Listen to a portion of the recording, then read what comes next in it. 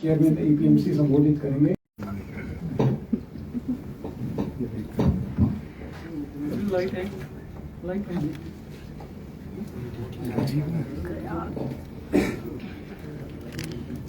आज की इस प्रेस वार्ता में आप सभी पत्रकार योजनाओं में जो किसान बागवान लाभार्थी की सूची थी वो बहुत लंबी है और कुल मिलाकर केंद्र व प्रदेश सरकार की योजनाओं का अगर जिक्र करें तो लगभग 2600 करोड़ रुपए के सीधे लाभ इन योजनाओं के तहत किसान और बागवानों को दिए गए। केंद्र सरकार द्वारा माननीय प्रधानमंत्री श्री मोदी जी ने जो 1931.66 करोड़ रुपए का जो है किसान और बागवानों को फायदा हुआ। हम जानते हैं कि हिमाचल प्रदेश में किसान अपनी उपज पैदा करने के लिए आसमान के ऊपर निर्भर रहता है, लेकिन इन 5 सालों के अंदर प्रधानमंत्री कृषि सिंचाई योजना के तहत पूरे प्रदेश में 7,622 ऐसे किसान थे जिनको सीधा लाभ हुआ और इस योजना के तहत 41.71 करोड़ रुपए का खर्च जो है प्रदेश सरकार ने किया। हमारी फसल को नुकसान हो जाता है, उसके लिए केंद्र सरकार की जो फसल बीमा योजना थी उसके तहत 3,47,725 किसानों को सीधा इससे लाभ हुआ और 67.34 करोड़ रुपया इस पर सरकार द्वारा खर्च किया गया। प्राकृतिक खेती कुशल किसान, इस योजना को बढ़ावा देने के लिए प्रदेश में एक अभियान चलाया गया, क्योंकि जितनी पेस्टिसाइड्स और बाकी स्प्रेज है उससे जहां एक और जो उपज है उससे दूषित होती है और निश्चित तौर पर उससे कैंसर जैसी इलाज बीमारियां के बनने का जो है अंदेशा होता है। इसलिए सरकार ने तय किया कि हमारा जो किसान है, बागवान है, वो प्राकृतिक खेती की तरफ बढ़े। इस दिशा में 1,71,063 जो किसान बागवान है उनको लाभ दिया गया और 68.46 करोड़ रुपए उसमें खर्च किए गए। मुख्यमंत्री खेत संरक्षण योजना, हमारे जो खेत है, बाग है, वो जंगल के आसपास है, वह जंगल के जो पशु है, पक्षी है, वो खेतों को नुकसान करते हैं, बगीचों को नुकसान करते हैं। उसको संरक्षित करने के लिए कुल मिलाकर 9,846 किसान बागवान लाभान्वित किए गए और 186.28 करोड़ रुपए इस योजना के तहत खर्च किया गया। कृषि क्षेत्र में साइंटिफिक ढंग से काम किया जाए, इसलिए राज्य कृषि एकत्रीकरण जो कार्यक्रम था उसके ऊपर 1,61,000 ऐसे किसान लाभान्वित हुए और 74.88 करोड़ रुपए जो उसमें खर्च किया गया। हिमाचल प्रदेश में पुष्प व्यवसाय को बढ़ावा देने के लिए जहां प्रदेश में परवाणु में नई मंडी की स्थापना की गई, इस खेती को बढ़ावा देने के लिए कुल मिलाकर 1450 किसान बागवानों को लाभ हुआ और 33.61 करोड़ रुपए इसमें खर्च किए गए। HP शिवा प्रोजेक्ट, हमारा जो लोअर हिमाचल है, इसमें किस प्रकार से बागवानी को बढ़ावा दिया जाए, क्योंकि लोअर हिमाचल में बागवानी का काम जो कम था। शिवा प्रोजेक्ट लाकर किसानों को 100% फंडिंग करके 30 करोड़ रुपए खर्च किए गए और ऐसे नए बागवान जो है वहां तैयार किए जा रहे हैं। एकीकृत बागवानी मिशन के तहत हिमाचल प्रदेश में 18,000 लोगों को लाभान्वित किया गया और 79.54 करोड़ रुपया इसमें खर्च किया जा रहा है। बागवानी विकास परियोजना के तहत हिमाचल प्रदेश में एक ऐसे संवेदनशील मुख्यमंत्री है, जब भी किसानों और बागवानों की तरफ से कोई मांग आई, कोई दिक्कत आई, तो उन्होंने बिल्कुल फ्रंट फुट पर आकर इसका निवारण किया। चाहे वो कॉटन को लेकर जीएसटी का 6% हाइक हुआ, करने के लिए सब्सिडी प्रदेश सरकार ने लॉन्च की। इसके अलावा MIS में हम पिछले कई सालों से देखते थे कि MIS में जो पैसे की बढ़ोतरी थी वो 25 पैसे 50 पैसे होती थी, और उन 2012 से लेकर 17 तक कांग्रेस का तो एक ऐसा कार्यकाल, एक अंदेशा ये भी था कि जब सीए स्टोर अपने रेट खोलते हैं तो उससे पूरी जो मंडी है वो फ्लक्चुएट हो जाती है। माननीय मुख्यमंत्री जी ने किसानों और बागवानों की इस मांग को लेकर एक हाई पावर कमेटी का गठन किया, और इस हाई पावर कमेटी में जहां किसानों और बागवानों के रिप्रेजेंटेटिव भी रखे, उसके साथ जो कुछ लोग आंदोलन कर रहे थे उनके रिप्रेजेंटेशन भी इस कमेटी में दिया गया। और पिछली 2 बैठकें इस कमेटी की हो चुकी है, और मैं प्रदेश के मुख्यमंत्री श्री जयराम ठाकुर जी का धन्यवाद करता हूं, साथ में किसानों और बागवानों को भी बधाई देता हूं कि जिस दिशा में इस हाई पावर कमेटी की जो प्रोसीडिंग बढ़ रही है, उससे लगता है कि निश्चित तौर पर ये जो सीए स्टोर के मालिक है जो खुद परचेज करते हैं, यहाँ 2 तरह के सीए स्टोर है। एक तरह का सीए स्टोर ये है कि वो लोग मात्र किसानों बागवानों को या बायर्स को किराए पर सीए स्टोर देते हैं। उनके साथ बहुत ज्यादा दिक्कत नहीं है क्योंकि वहां रेंट दिया जाता है। लेकिन कुछ सीए स्टोर ऐसे हैं जो अपने रेट खोलकर जो है फ्रूट परचेज करते हैं, और उसके बाद जब सीजन खत्म होता है तो उसके बाद उसकी खुद ही मार्केटिंग करते हैं। इस दिशा में 2-3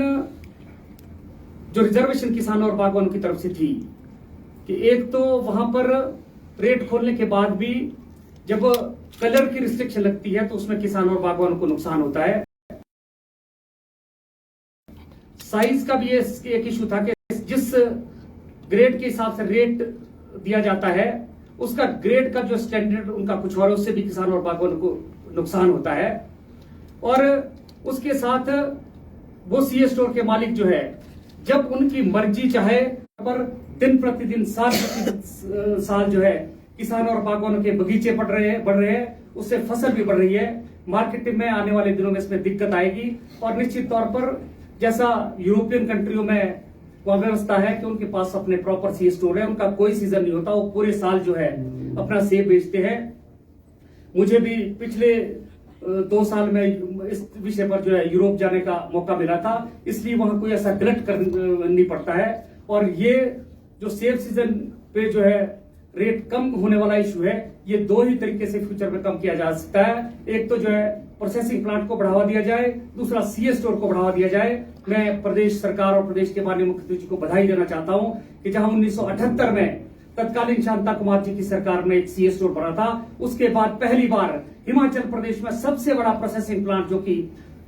91 करोड़ की उसकी प्रोजेक्ट कोड है, जो 100 करोड़ वैसे ऊपर जाने वाला है, वो पराला में बनकर तैयार हो गया है। और जहां तक प्रोसेस सीए स्टोर का सवाल है, हिमाचल प्रदेश के इतिहास में सरकारी क्षेत्र का जो सीए स्टोर है उसका काम पिछले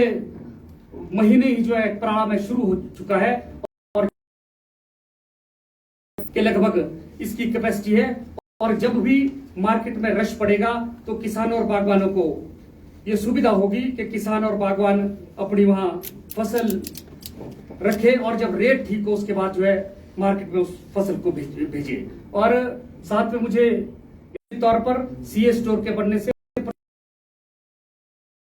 आने वाले दिनों में जो किसानों और बागवानों को ये दिक्कत आने वाली है, ये निश्चित तौर पे कम होगी।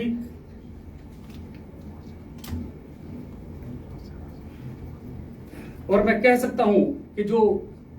मैं ये भी कहना चाहता हूं कि जहां तक सीए स्टोर है, हम सीए स्टोर के विरोध में नहीं है, के साथ जो है ठीक व्यवहार करें। और मुझे लगता है कि ये हाई पावर कमेटी जिस दिशा में ये आगे बढ़ेगी, अगर इस हिसाब से ये सारा एक्शन होगा तो निश्चित तौर पर किसानों और बागवानों को आने वाले दिनों में बहुत लाभ होगा। आपका बहुत बहुत धन्यवाद। नरेश जी, जिस तरह से आजकल जो है सेब के रेट काफी गिर गए हैं, वो जो 1500 से कम रुपए में जो है पेटी बिक रही है, दूसरा, अडानी की जो स्टोर है वो बंद है, उसकी क्या वजह है, आपने पता किया है? देखिए, मैं पहले भी कह चुका हूं कि आप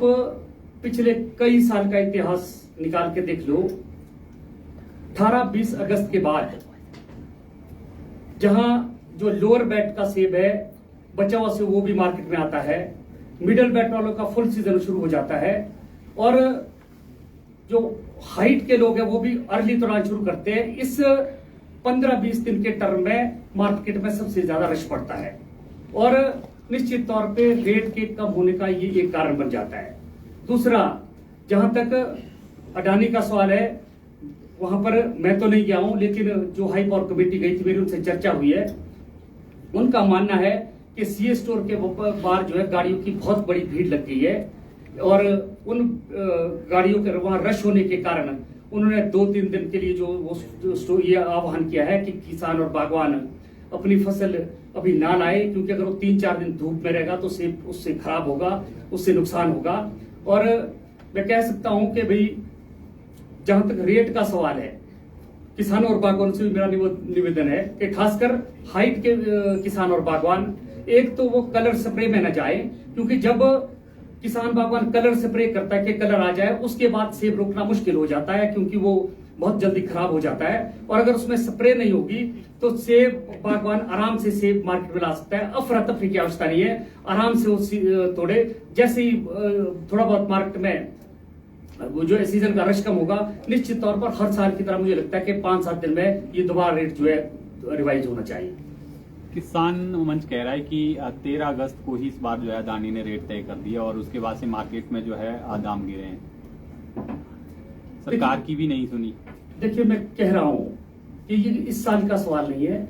अडानी और बाकी लोग अगस्त में अपनी मर्जी से रेट जो घोषित करते हैं, लेकिन वर्तमान में जो हाई पावर कमेटी बनाई है, इसीलिए उन्होंने ये तय किया, मेरा आपके माध्यम से निवेदन है कि उन्होंने 10 दिन का समय दिया है कि कोई भी किसान बागवान अपना सुझाव दे कि इस सीए स्टोर में जो मनमानी वो कर रहे हैं उनकी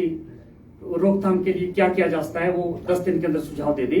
और जहां तक रेट गिरने का सवाल है, मुझे लगता है कि अगर सीए स्टोर नहीं होंगे तो रेट ज्यादा गिरेंगे। लेकिन